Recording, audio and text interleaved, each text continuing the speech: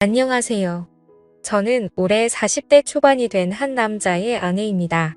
제 입으로 이런 말을 하기 좀 낯이 뜨거운 말일 수도 있지만 솔직히 제가 봐도 저는 타고나게 좋은 몸매와 호감형 얼굴을 가지고 있습니다. 결혼 전에 저를 따라다니는 남자가 정말 많았고 저와 교제를 원하는 남자들의 대시를 많이 받았지만 번번이 거절해야만 했던 이유가 있었는데 바로 엄한 집안 분위기 때문이었습니다. 항상 집에 일찍 들어가야만 했기 때문에 남자와 교제할 만한 시간이 별로 없었고 그러다가 제가 21살이 되면서 지금의 남편을 만나게 됐습니다.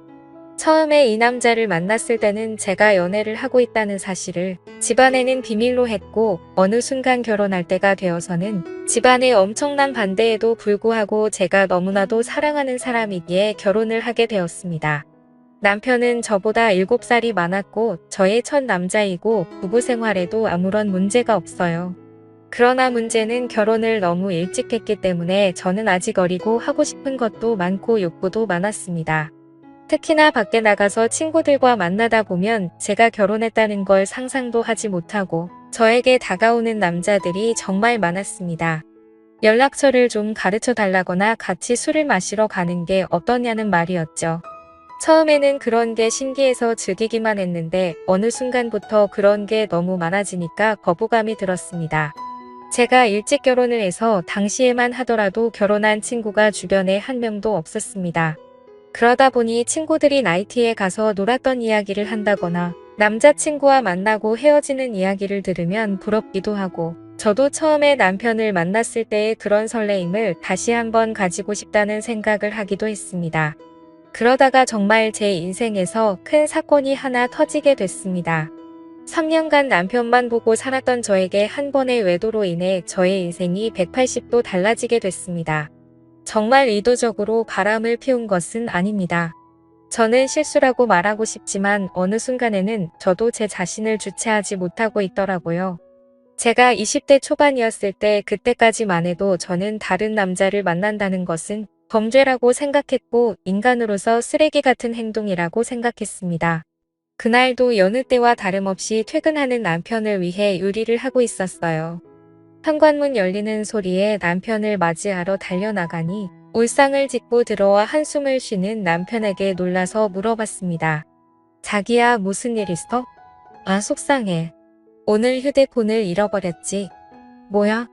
그 휴대폰은 산지 얼마 안 됐고 할부도 아직 많이 남아있는 상태였습니다. 저는 아쉽지만 그냥 잊어버리라고 얼마나 정신없게 일했으면 휴대폰을 다 잃어버리냐고 남편의 엉덩이를 토략거려주고 다시 하나 더 사면 된다고 위로했습니다. 그런데 문제는 그 다음날에 남편 번호로 저에게 전화가 왔어요. 여보세요, 저희 가게에 핸드폰 맡기고 가신 가족분 되시나요? 네, 누구시죠? 어제 가게에 방문한 손님이 휴대폰을 맡기고 술을 20만원치 먹었는데 계산도 안 하고 휴대폰을 찾아가지도 않으셔서요. 여기 저장된 번호로 연락해봤어요.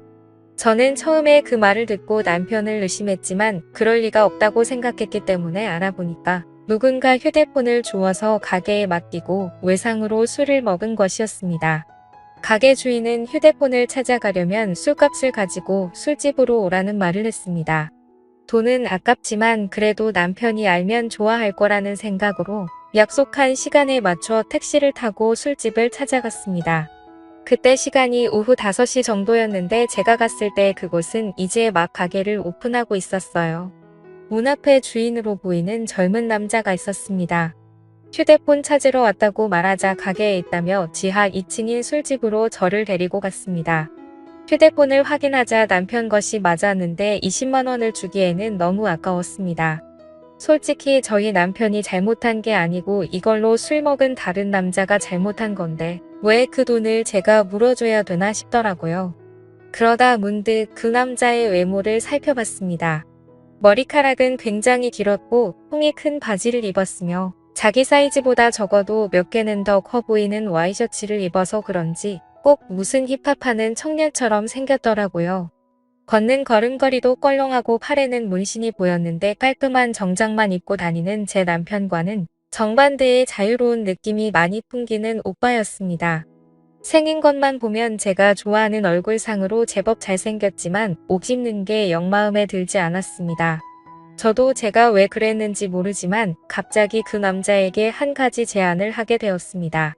여기 혹시 관심 있으면 술값 20만 원치만큼 오늘 그쪽이랑 같이 시간 보내줄 수 있는데 어때요? 솔직히 이건 정말 어처구니 없는 제안이었습니다. 말하는 동시에 저는 얼굴이 빨갛게 달아올랐거든요. 그 남자는 놀라는 듯 하다가 갑자기 술집 문을 걸어 닫으면서 저에게 다가왔습니다. 그 남자는 저에게 묻더군요.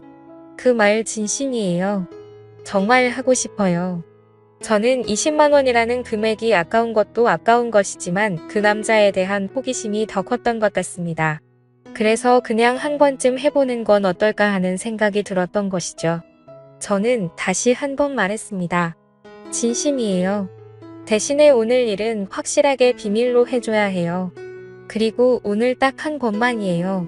그렇게 그 남자와 갑작스럽게 가게 안에서 일을 치른 후에 휴대폰을 돌려받고 집으로 돌아왔습니다. 이것이 제 첫 외도의 시작이었습니다. 이왕 외도를 할 거면 좀 로맨틱하게 했어야 되는데 너무 난장판이었다는 생각이 들더군요. 그날 밤 이후로 술집 주인은 저에게 가끔 연락을 해왔지만 저는 연락을 받지 않았습니다. 막상 해보니까 그다지 좋지도 않았고 오히려 다른 걸 더 느껴보고 싶다는 생각이 들었기 때문입니다.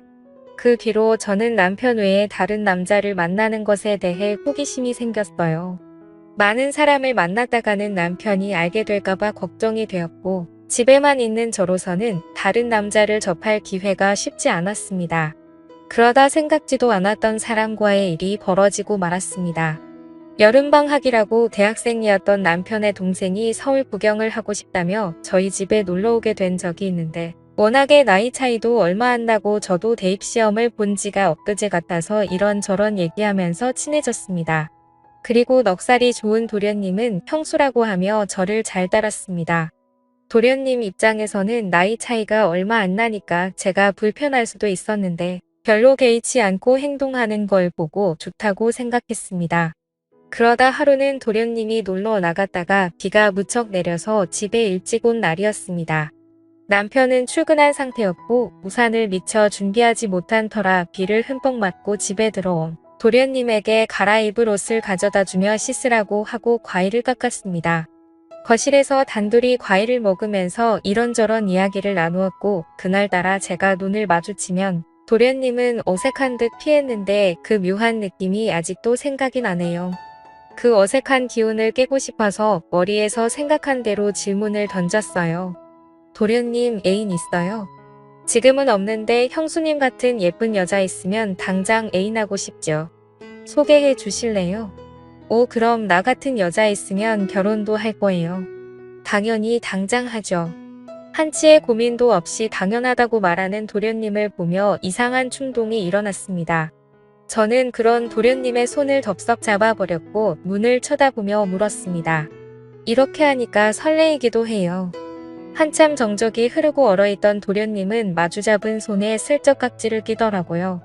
그렇게 저와 도련님 사이에 묘한 감정이 흐르기 시작했습니다. 그 일이 있고 나서 남편에게는 도련님 서울 구경시켜준다고 말하고 일주일 동안 대놓고 데이트를 했습니다. 그 나이 또래들처럼 설레는 연애를 다시 하는 것 같아서 며칠 동안은 정말 두근거리고 신났었습니다. 하지만 그것도 역시나 오래가지는 못하더라고요. 일주일 후에 터미널에서 도련님을 보내고 나니 그 뜨거웠던 마음이 순식간에 식어버렸습니다. 몸이 멀어지니까 자연스럽게 마음도 멀어지게 된 것이고 계속해서 저를 달래주지 않으니 저도 흥미를 잃게 됐습니다. 그렇게 여름이 지나고 날씨는 조금씩 선선해지기 시작했습니다. 심심한 마음에 남편 몰래 휴대폰 어플로 채팅이라는 것도 해봤지만 이렇다 할 만남을 가지지는 못했습니다. 제 주변 또래 친구들은 채팅하는 어플로 친구도 많이 사귀고 연애까지 하는 애가 있던데 이상하게 저는 별 볼 일 없는 남자들만 꼬이는 것 같았습니다. 그렇게 애매하게 시간을 보내다 보니 명절이 다가왔는데요.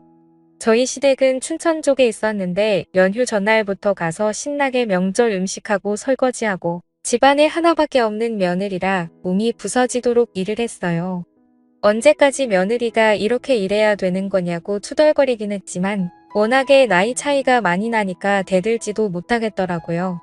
명절 다음날 아침에 친정집에 가려고 준비를 하는데 시어머님이 점심을 먹고 가라고 하셨습니다. 또 내가 밥을 차려야 하나 싶어서 순간 짜증이 확 났지만 얼굴에 최대한 티를 안 내고 있었는데 남편이 너무 미적미적대는 거예요. 빨리 준비하고 출발해야 하는데 준비를 하는 둥 마는 둥 조금만 더 누워있다가 가면 안 되냐고 TV나 보고 앉아있고 정말 답답해 미치겠더라고요. 그래서 남편을 방으로 데리고 와서 밖에 들리지 않게 작은 소리로 말다툼을 했습니다. 우리 부모님도 나를 보고 싶어 한다고 빨리 준비 안 하면 혼자서 가겠다고 말하면서 감정이 안 좋은 채로 친정집으로 향했습니다. 남편은 친정에서도 기분이 안 좋은 티를 숨기지 못했고 저는 그럴 거면 그냥 먼저 가라고 말했습니다. 화가 난 남편은 저녁에 볼 일이 있다고 하며 먼저 집에 올라간다고 하고 올라가 버렸습니다. 무슨 일이냐는 친정엄마의 물음에 별거 아니라고 대답하고 방에 들어와 혼자서 분을 삭히고 있었습니다. 저렇게 마누라를 배려하지 못하는 남자인 줄 몰랐는데 정말 충격적이었죠. 싸우느라 못 봤던 휴대폰을 열어 메시지를 확인해 봤더니 초등학교 동창 중 한 명에게서 연락이 와 있었습니다. 동창회를 하니 꼭 나와달라는 문자였고 오늘은 술을 꼭 마셔야겠다는 생각에 서둘러 준비를 하고 초등학교 동창회에 나갔습니다. 그 자리에 나가니 이미 20명 정도가 모여 있었고 명절인데 다들 할 것도 없이 이렇게 나와서 놀고 있냐고 부장님도 없냐는 농담을 건넸습니다. 그러자 친구들은 요즘에 누가 조상님 챙기냐고 우리끼리 재미있게 잘 먹고 잘 살자면서 술이나 마시자고 하더라고요. 졸업하고도 연락을 하는 친구도 있었지만 졸업하고 나서 처음 보는 친구도 있었습니다. 그래도 초등학교 동창이라는 유대감이 있었기 때문에 편하게 대할 수 있었죠. 그 중에 눈에 띄는 친구가 한 명 있었는데 초등학교 때 어린 눈에도 너무나도 도시아이처럼 깔끔했었던 제 짝꿍이었습니다. 그 아이는 피부도 하얗고 공부나 운동도 잘했었기 때문에 어릴 적에 잠시나마 좋아했던 남자였어요. 제 기억상으로는 그 아이도 예뻤던 저를 좋아했었고 동네도 가까워서 자주 어울렸었던 기억이 납니다. 문방구에서 같이 과자를 사 먹으면서 집에 같이 가기도 했었고 지금 생각하면 유치한 편지도 주고받았었는데 오랜만에 보니까 훨씬 더 반갑고 기분이 좋았습니다. 그 친구는 6학년 때 전학 가서 그 이후로는 처음 봤고 멀리서 봐도 어릴 적 그 모습이 상당히 많이 남아있어서 그때 설레임이 새록새록 기억났습니다. 저는 반가워하며 그 친구 가까이 가서 말을 걸었어요. 어머 건우야 어떻게 연락 한 번을 안 했어? 안 그래도 너 결혼했다는 말 들었는데 연락을 못 하겠더라. 그 친구와 계속해서 대화를 하면 할수록 저는 그에게 점점 빠져버리고 말았습니다. 제가 아마 결혼을 하지 않았다면 꼭 이런 남자와 연애를 했을 것 같다는 생각이 들 정도로 마음에 드는 친구였거든요. 이 친구랑 따로 나가서 술을 마시고 싶고 오늘 반반이라도 짧게나마 설레는 감정을 느끼고 싶었지만 저는 결혼한 여자였고 그 아이가 저를 나쁜 여자로 볼까봐 신경이 쓰였어요. 술자리가 끝나갈 때쯤 애들은 하나 둘씩 빠져나가기 시작했습니다. 저 역시 집에 가야 할 때가 왔어요. 제가 인사를 하고 나오자 그 남자도 따라 나왔고 택시를 잡으러 같이 걷기 시작했습니다. 슬며시 제 손을 잡아오는 그 남자를 쳐다보니 저를 보며 웃고 있더라고요. 오늘은 완전히 끝나버린 줄 알았던 설레는 감정이 다시 살아나기 시작했고 그렇게 손을 잡은 채로 저희는 한동안 말 없이 걸었습니다. 우린 서로 끌어안다시피 해서 길을 걸었어요. 택시를 타면 금방 헤어질 것 같아 너무 아쉬워서 걸어서 집까지 갔습니다. 오랫동안 걷다가 도착한 저희 집 현관 앞에서 저를 물끄러미 쳐다보더니 제 볼에 뽀뽀를 하고는 부끄러운 듯 급하게 인사하며 뛰어갔습니다. 남편하고도 안 좋은 상황에서 그를 만난 건 정말 사막의 오아시스를 찾은 기분이었어요. 그 뒤로 저희는 동종 따로 만났고 제가 서울로 올라가서도 계속 연인으로 지냈습니다. 그러다 2년쯤 지났을 때 그 아이도 장가를 가게 되었고 그렇게 저희 둘의 만남은 끝이 나는 줄 알았습니다. 저도 중간중간에 다른 남자도 몇 번 만나봤고요.